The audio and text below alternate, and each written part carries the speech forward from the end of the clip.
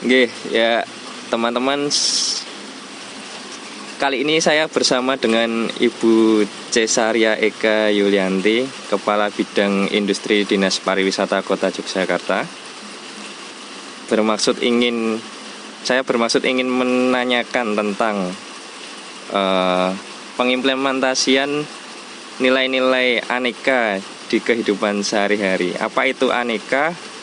Aneka adalah akuntabilitas, nasionalisme, etika publik, komitmen mutu, dan anti korupsi. Nah, Ibu Cesaria yang sudah banyak makan asam garam di dunia ASN mungkin sudah lebih tahu bagaimana perjalanan implementasi tersebut. Jadi apakah selama ini ada yang menjadi faktor penghambat bagi seorang ASN untuk melakukan nilai-nilai tersebut, Ibu? Terima kasih Mas Arda atas tadi pertanyaannya terkait dengan implementasi aneka gitu ya. Sebenarnya aneka itu sudah harus ada diimplementasikan dalam kehidupan sehari-hari, dalam keseharian, sehingga itu tidak menjadi beban di dalam kita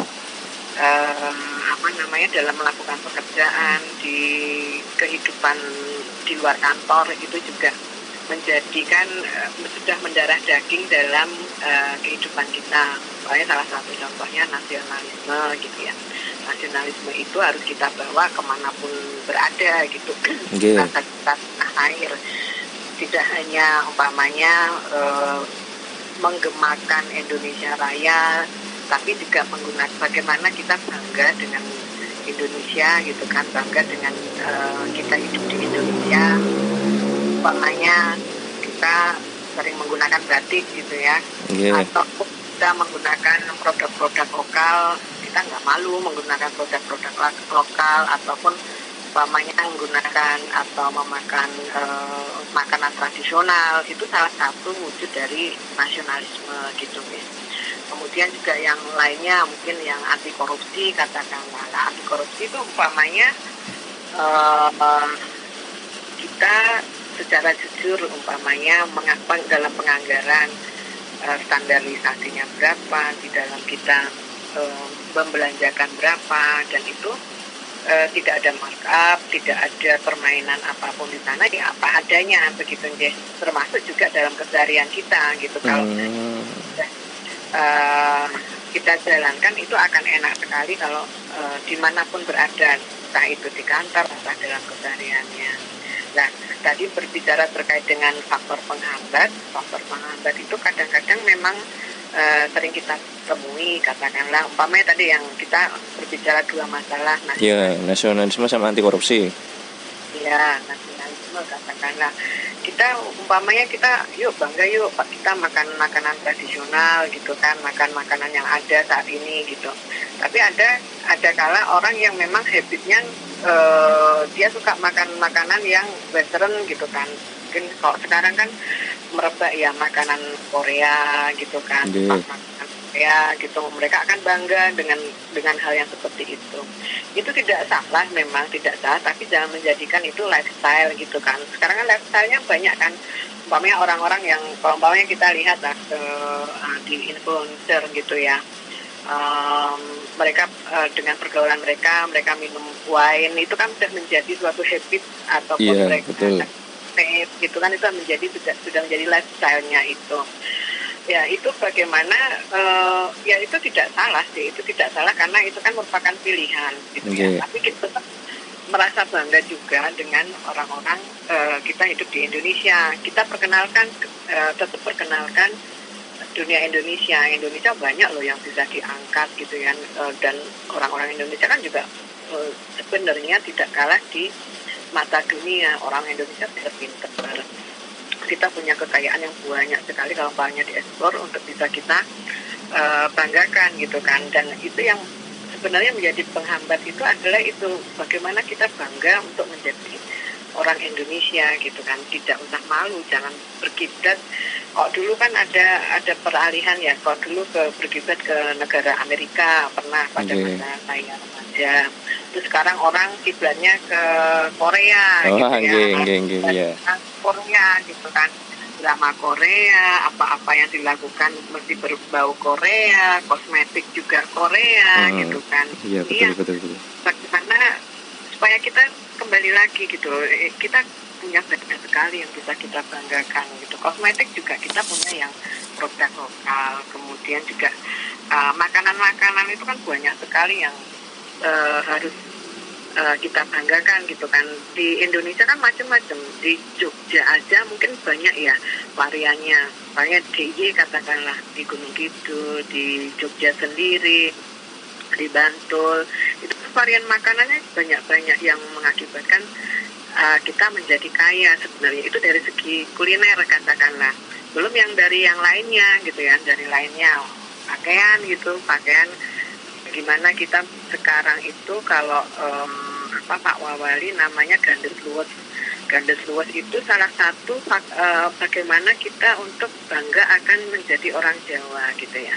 Jadi bagaimana upaya setiap Kamit Pahing kita menggunakan gagrag itu Jawa, ya itu salah satunya. Kemudian perlu diketahui kayak fasad-fasad bangunan gitu kan, fasad-fasad bangunan Pak Wawali itu menginginkan kayak usaha pariwisata, hotel-hotel itu ya adalah nuansa Jawanya, apakah interiornya ataukah fasad bangunan, kalau itu dia masuk di dalam cagar budaya, istilahnya fasad cagar budaya atau malah cagar budaya gitu kan. Dan itu disyukuri karena sekarang banyak sekali bermunculan, terutama masa pandemi ini kan kayak kafe-kafe yang etnik gitu ya, kemudian dengan makanan tradisional, itu kan salah satu upaya bagaimana kita bangga juga sebagai orang Jawa. Kemudian juga apalagi ya, kayak pegawai hotel sekarang itu di hari-hari tertentu dia juga menggunakan gagrag ya, pakaian Jawa. Atau Malioboro setiap hari Minggu Pak ya, yang pergantian Bergodo itu kan dia pakai pakaian tradisional prajurit ya, itu namanya kalau di kita dalam artian di pemerintah kota istilahnya kalau sekarang Gandes Luwes gitu ya, bagaimana mempopulerkan Gandes Luwes. Jadi bahasa Jawa, bahasa Kromo gitu, kemudian juga pakaian, kemudian secara attitude juga itu kan, itu salah satu bagian dari aneka gitu nggih. Itu kita rasa nasionalismenya. Kemudian kalau yang anti korupsi umpamanya kita dalam keseharian berbelanja lah gitu ya, kadang-kadang yang contoh kecil saja, kalau kita berbicara di suatu supermarket yang franchise gitu kan, umpamanya kita belanja 200 terus kembalian 25, sekarang nggak ada gitu, boleh nggak ini nanti disumbangin gitu kan, ataukah boleh nggak nanti pakai permen katakanlah. Ini kan salah satu upaya bagaimana sebenarnya itu kan mensiasati toh sebenarnya nggak boleh kan seperti itu gitu. Bagaimana kalau cara seperti itu, bagaimana kalau umpamanya pakai istilahnya e-money gitu ya, kan banyak ya sekarang cashless gitu ya. Ya, kartu-kartu yang mereka keluarin dari bank-bank kan mengeluarkan produk-produk, dari para ini mengeluarkan produk-produk, bahkan sekarang kan kita membayar cashless pakai VNC, SIM VNC itu kan banyak ya, ada ya Shopee Pay, ada yang QR kode itu ya. Itu bagaimana itu sebenarnya menjadi habit kita gitu, supaya apa? Itu tadi walaupun kita berbelanja nilainya kecil katakanlah, tapi di dalam supermarket itu kan berapa ratus orang. Nggak cuma kita pembelinya ya. Iya, kalau dirupiahkan satu hari bisa jutaan juga gitu. Nah, ini yang dari kita sendiri sih sebenarnya, bagaimana kita untuk menjaga supaya ini kita mempunyai sikap gitu kan, untuk mempertahankan. Itu salah satu budaya kita untuk anti korupsi. Itu contoh kecil ya, itu contoh kecil aja. apa namanya, terkecuali kalau umpamanya kita di pasar tradisional katakanlah dengan bakul-bakul atau bok-bok gitu, umpamanya dia kurang pengembaliannya, kita ikhlaskan sebagai sedekah kita, itu beda lagi gitu, karena mereka kan punya gitu kan, itu beda ya, karena kan nuansa rakyat kecil sama nuansa yang apa namanya toko gede gitu kan, karena jaringannya banyak di seluruh Indonesia, itu kan kalau dihitung secara ekonomik luar biasa gitu. Mungkin makanya karena kita bahas dua aja, karena kalau bahas semuanya nanti banyak sekali itu ya. Oh iya. Oke. Ya kan itu kan berarti sebenarnya itu lebih dari faktor internal kita ya Bu, internalnya dari ASN-nya sendiri nggih. Iya toh. Kalau itu kan lebih ke perlindungan dari kita. Oh, kita harus gimana sih sebenarnya menghadapi situasi yang seperti ini gitu kan. Ya itu kan choice sebenarnya. Kita kan harus kita punya sikap. Sikap kita gitu kan. Kita mau seperti apa? Kita mau apakah kita akan mengimplementasikan semuanya? Kita punya sikap seperti apa, itu choice kita, itu hidup itu kan pilihan kita gitu nih, itu kita pilihan mau kemana, itu kan kita yang milih gitu, karena kan mungkin masing-masing orang beda-beda. Mungkin kalau kita katakanlah wah eman-eman nih duit sak mono ki nek di bengke kita belanja ini dikumpulkan 1 bulan itu kan gede, umpamanya seperti itu, atau eman-eman daripada dikasihkan ke yang supermarket franchise gede, disedekahkan ke orang lain yang lebih membutuhkan, mungkin itu kan. Jadi bagaimana kita mengambil sikap seperti itu gitu. Lebih bagaimana kita mengambil sikap gitu. Oke. Ya menjadi pilihan hidup atau enggak. Nah ya itu ya. Lalu kalau misalnya kan kita udah mengimplementasikan itu sih, mengimplementasikan nilai-nilai Anika itu tadi. Lebih banyak untungnya kan Bu ya sebenarnya.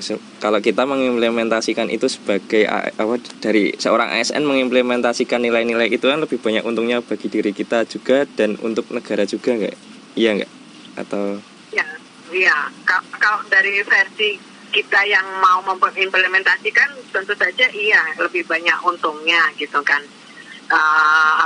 Untuk gaya hidup yang seperti itu gitu, karena kamu sudah menjadi kebiasaan dimanapun gitu kan, tidak akan tidak akan terganggu gitu.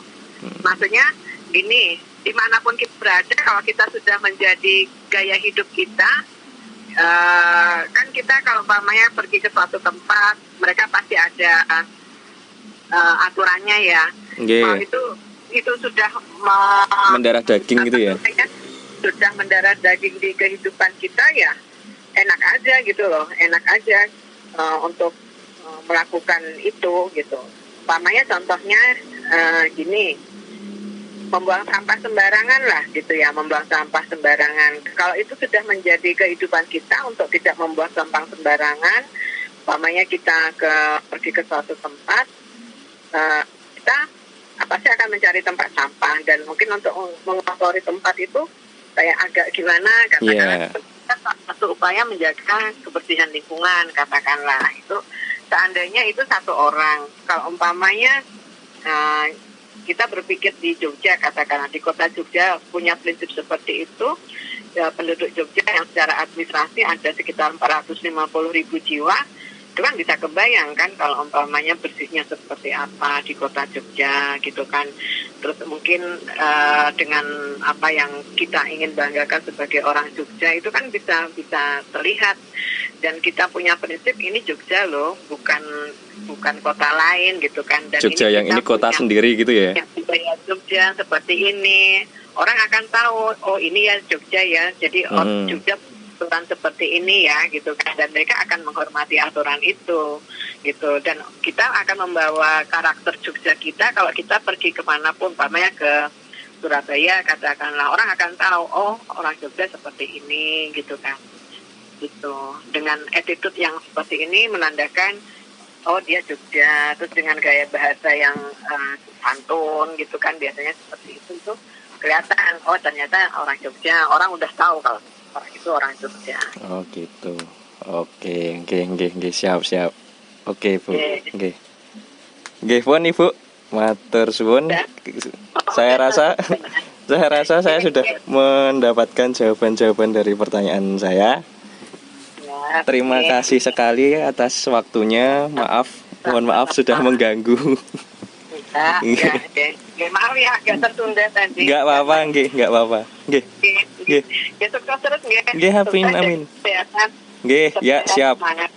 Ibu juga sehat dan semangat nggih, Bu. Matur suwun sangat. Nggih, assalamualaikum. Waalaikumsalam.